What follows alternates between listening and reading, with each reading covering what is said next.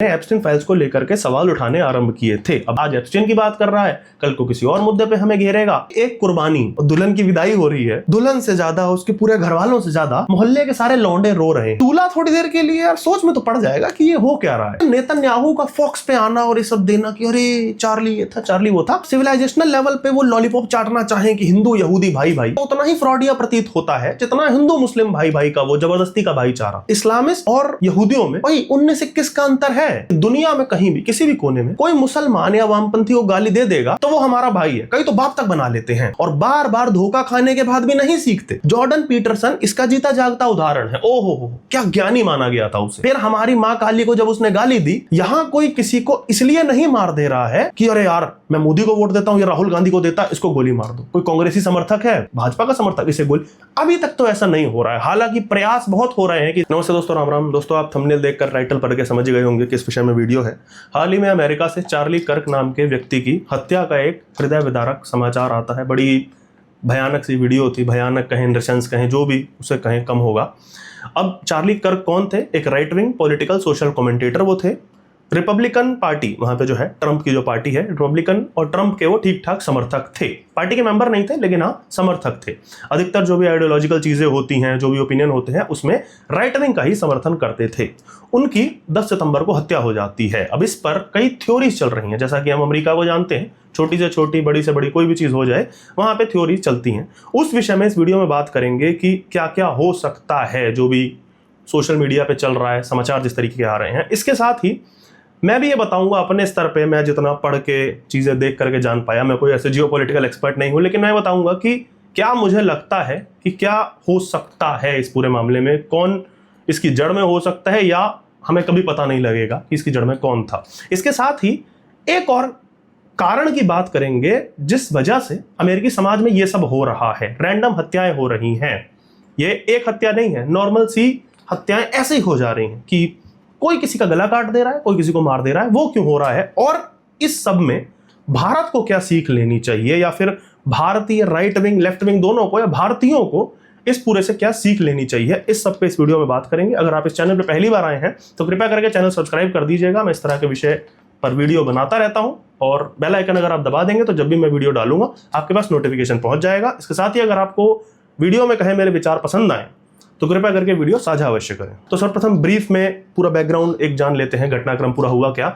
10 सितंबर को Utah valley university में कर्क लेक्चर दे रहे थे, सवाल जवाब ले रहे थे छात्रों के, या जो भी वहां पे लोग मौजूद थे, उनकी आइडियोलॉजी के थे या उनसे विपरीत आइडियोलॉजी के थे, सबके वो सवाल जवाब ले रहे थे। किसी स्नाइपर ने, स्नाइपर ही अब तक कहा जा रहा है, उन्हें गोली मार दी और गोली इस तरीके से मारी गई कि उसका वीडियो सामने आया है। वैसे मैं लगा नहीं पाऊंगा यहाँ पे क्योंकि उसमें कुछ मतलब यूट्यूब को ये चीज़ ठीक नहीं लगती है कि भाई आप खून इतना दिखा रहे हो। वो अलग बात है कि यूट्यूब जिस देश में है वहाँ की धरती पे ये हो रहा है, पर कोई बात नहीं, हम उनके कानून मानेंगे। तो गोली उनके गले में मारी गई और वीडियो जिन लोगों ने देखा सोशल मीडिया पे, अगर आपने देखा होगा, आप सीधा कह दोगे कि भाई बचने का कोई चांस नहीं था। फिर भी शायद उन्हें जो भी ले जाया गया होगा, मेडिकल ट्रीटमेंट दिया गया, वो बंदा नहीं बच पाया। इस सब के बीच उसी समय एक बंदे ने वहां पे खुद को सरेंडर किया उसी भीड़ में से, लेकिन बाद में यह भी सामने आया कि वो बंदा हत्यारा नहीं है। वो क्यों अपना डिस्ट्रैक्ट करने के लिए उसने सरेंडर किया या क्या उसका एजेंडा उसके पीछे क्या था, उस पर नहीं जाएंगे। कुल मिला के अब तक जब तक मैं वीडियो शूट कर रहा हूं, खबर यह है कि एक सस्पेक्ट जो है उसे गिरफ्त में लिया गया है। 22 साल का वो लड़का है, नाम है टाइलर रॉबिन्सन, वहीं का रहने वाला है, यूटा का ही। इससे अधिक कोई ठोस खबर नहीं है कि भाई यही हत्यारा है, क्यों किया, कैसे किया, अब तक नहीं पता है। बैकग्राउंड में सब चीजें चल रही हैं, जांच अभी भी जारी है। अब ये तो हुआ पूरा घटनाक्रम की पूरी घटना क्या हुई, ईश्वर उनकी आत्मा को शांति दे चार्ली की, हम इससे अधिक तो कुछ कह ही नहीं सकते। अब इसके बाद कई तरीके की थ्योरीज आती हैं सोशल मीडिया पे, मीडिया में।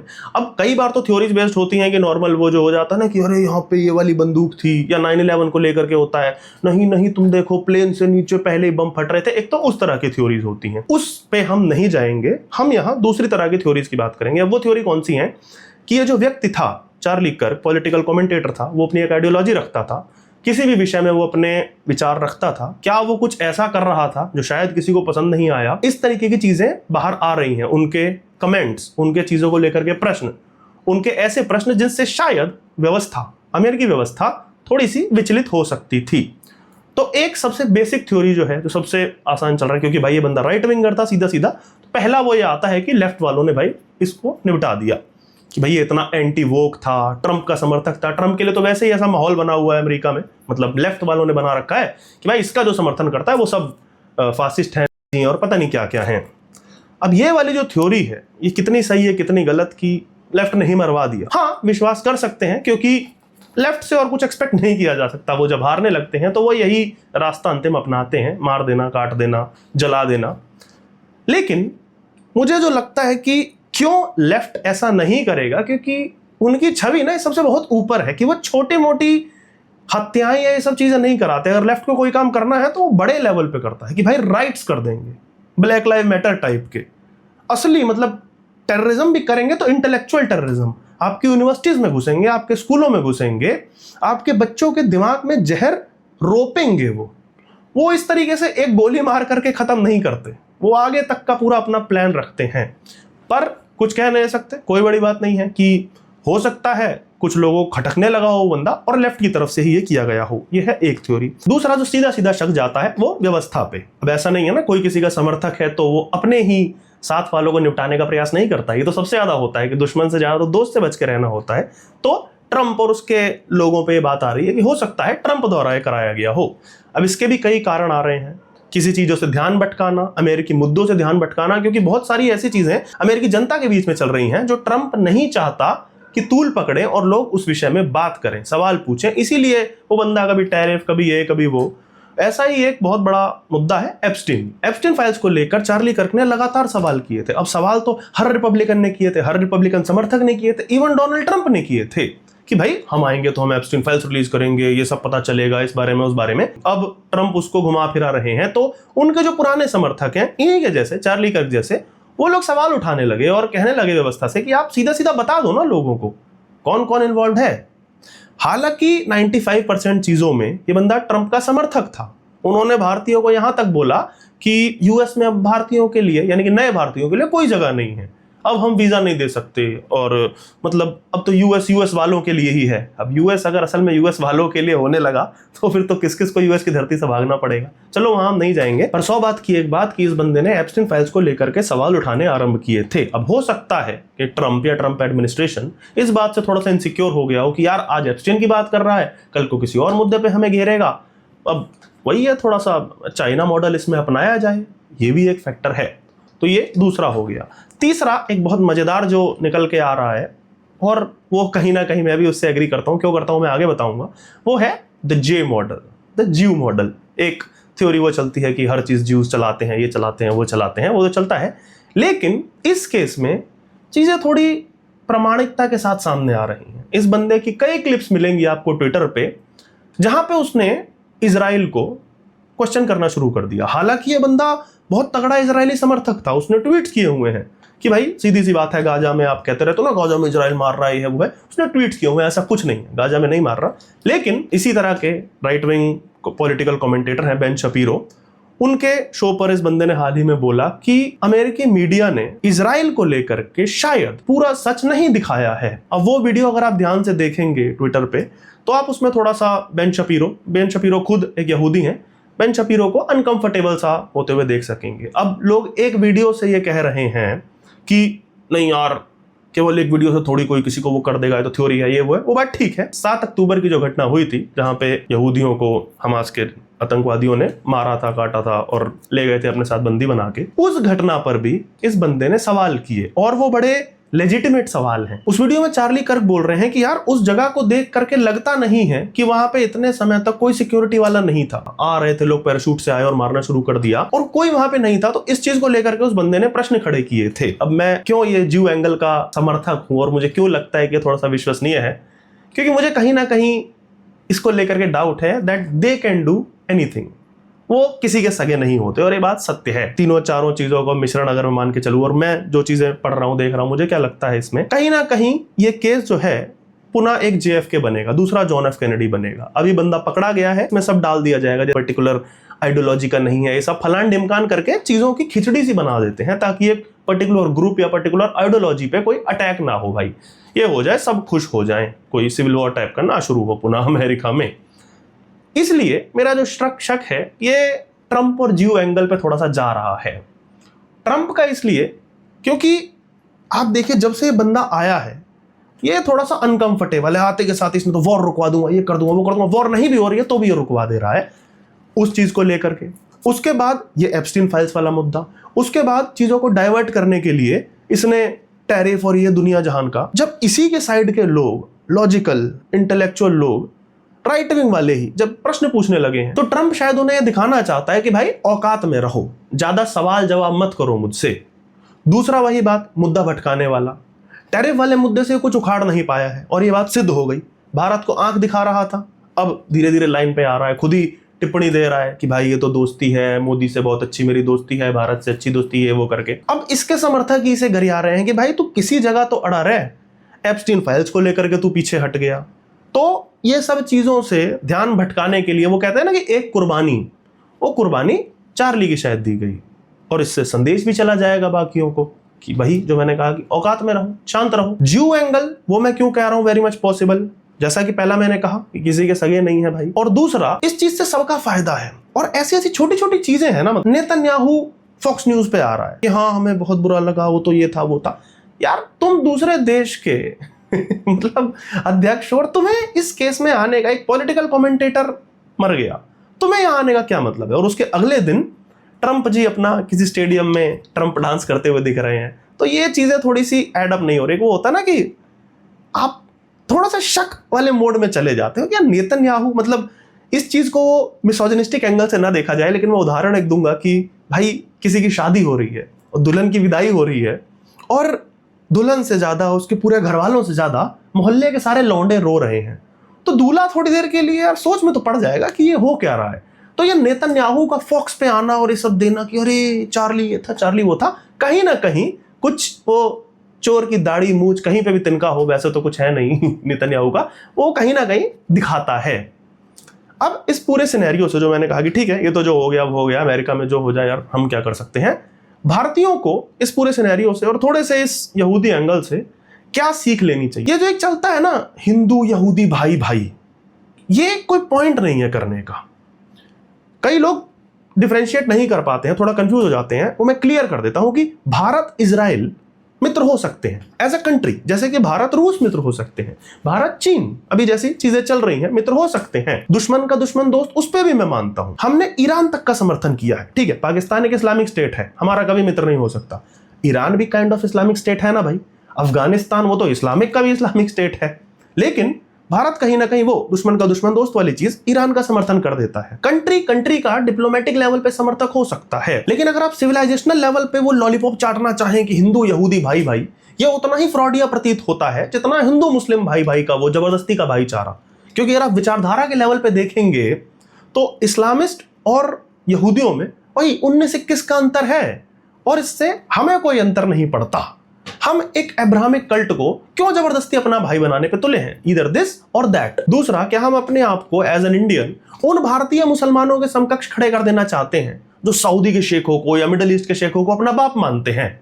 उस लेवल पे हमें क्यों जाना है कि अच्छा ये फिलिस्तीनी को बाप बना रहा है तो ठीक है इजराइल मेरा भाई? क्यों फिलिस्तीन और इजराइल अपना सर फोड़े, हमें उसके बीच में क्यों पढ़ना है?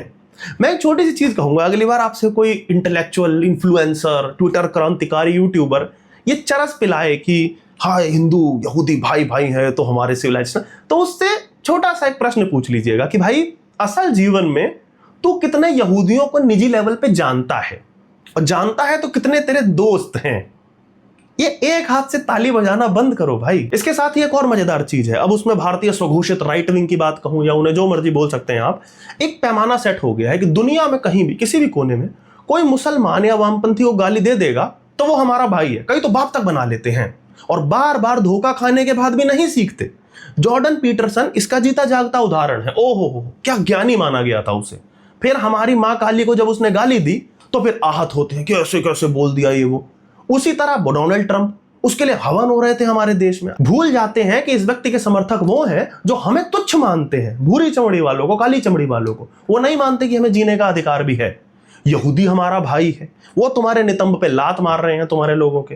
अरे भाई अपनी वैल्यू तो समझो। मतलब लेफ्ट विंग में तो है एक वैलिडेशन चाहिए हमें गोरों से, लेकिन राइट विंग में भी एक वॉनबी खान मार्केट गैंग तो है कि मतलब उस स्तर तक पहुंच नहीं पाए हैं लेकिन चाहते हैं कि भाई इस वाले गोरे से वैलिडेशन मिल जाए, जिसकी कोई नीड नहीं है। भाई तुम अपने स्तर पे खेलो ना। क्या होगा, जॉर्डन पीटरसन अपने घर का होगा, बेन शपीरो अपने घर का होगा, यहूदी तुम्हारा कोई भाई नहीं है। इस सब के बाद इस पूरे घटनाक्रम के बीच एक मजेदार एंगल जो सामने आया है, जो हर बार आ जाता है अमेरिका में, गन वायलेंस, कि भाई गन की वजह से हो रहा है। वही रवीश कुमार टाइप का थॉट होता है ना, कि गोलियों को लानत भेजता हूं मैं। यार गन वायलेंस किसी चीज में कैटलिस्ट हो सकता है, लेकिन मूल कारण बंदूक नहीं हो सकती। बंदूक अपने आप को खुद नहीं चला रही है। वो शराबी पिक्चर का गाना था ना, कि नशा शराबों में होता तो नाचती बोतल। और यदि अगर है इस केस में तो खासकर कि गन से ही सारा प्रॉब्लम है, तो चार्ली कर्क वो तो गन्स के इस लेवल के सपोर्टर थे कि वो बंदा कहा करता था कि चाहे हर साल कुछ लोग मरते रहे पर गन लॉज अमेंड नहीं होने चाहिए, गन रखना हमारा हक है। Be careful what you wish for. पर मेरा फिर भी यह मानना है कि मूल कारण इसका हथियार नहीं हो सकता। केवल हथियार उस चीज में थोड़ी सी पेस पैदा करता है, उस चीज को फीजेबल बनाता है, लेकिन आप सब कुछ हथियार पे नहीं डाल सकते। जिस तरह का जहर अमेरिकन पॉलिटिक्स में आपने भर दिया है, उस पे डालना होगा, जो कि मुझे लगता है काइंड ऑफ मूल कारण है इस सब का, केवल इस हत्या का नहीं, इस सब का। हेट पॉलिटिक्स लंबे समय से चल रही है।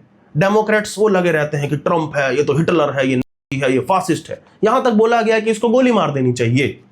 सेम हाल दूसरी साइड पे है। ट्रंप के समर्थक वो तो और दो हाथ आ गए हैं भैया, वो तो मतलब मार काट में ही विश्वास रखते हैं, वो व्हाइट सुप्रीमेसी, ये लोग जीने के काबिल नहीं है, वैसे भी हैं। ये पूरे के बीच में जब तुम इतनी घृणा पुश करोगे पॉलिटिकल आइडियोलॉजी को लेकर के, तो कोई ना कोई सरफिरा निकल के आ जाएगा। और वो फिर केवल नेताओं पे या पॉलिटिकल फिगर्स पे या और पॉलिटिकल कमेंटेटर्स पे, वहीं पे सब नहीं होगा, फिर नॉर्मली भी होगा, जो कि अमेरिका में चल रहा है। वो उनके कल्चर में आ गया कि विपरीत आइडियोलॉजी का, या विपरीत ना भी कहें, मेरे जैसा जो नहीं सोचता, मुझसे जरा सा भी अलग है रंग में, आइडियोलॉजी में, उसे बस मार दो।